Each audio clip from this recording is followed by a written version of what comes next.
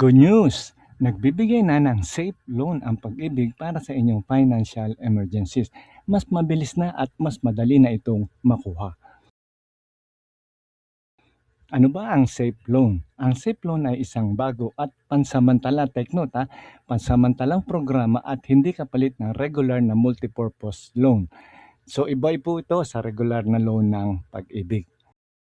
Isa pang maganda dito, maaari pa rin maging kwalipikado kahit na may existing NPL loan ka. So depende po yan sa iyong borrowing limit. Ito po ang mahahalagang mga detalye. Tandaan niyo po, ang pagtanggap ng application ay hanggang September 8 lamang. Ang maximum na pwede niyo makuha ay 10,000 hanggang 90% ng inyong regular savings o alinman ang mas mababa. Interest rate ay 5.95% at ang terms ng pagbabayad ay 1 hanggang 3 years lamang.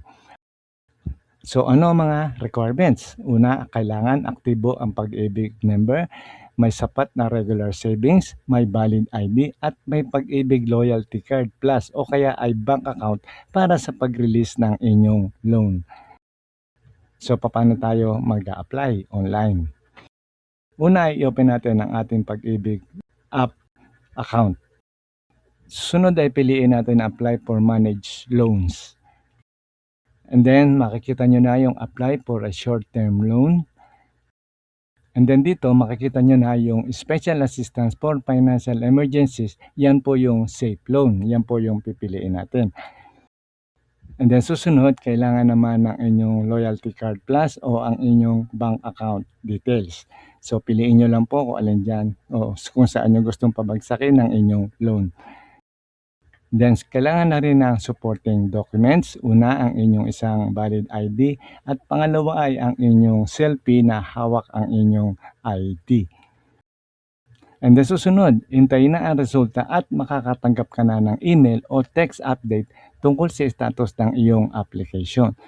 Kapag approve na, ang loan process ay ide-deposit sa iyong account. Ang kagandahan nito, mas mababa ang interest kumpara sa maraming online lending apps. Gayunpaman, utang pa rin ito kaya mahalagang tiyakin na kaya niyong bayaran ang buwan ng hulog. So summary po tayo. Ang deadline ng application, September 8. At maximum loan na pwede nyo hiramin ay 10,000 pesos. Ang interest rate ay 5.95 kada taon at ang terms ng pagbabayad ay mula 1 taon hanggang 3 taon. Kung may katanungan pa kayo o follow-up o iba pang mga transaksyon, maaari mong tawagan ng 24/7 customer service hotline ng Pag-ibig Fund sa numerong yan at ang kanilang email address.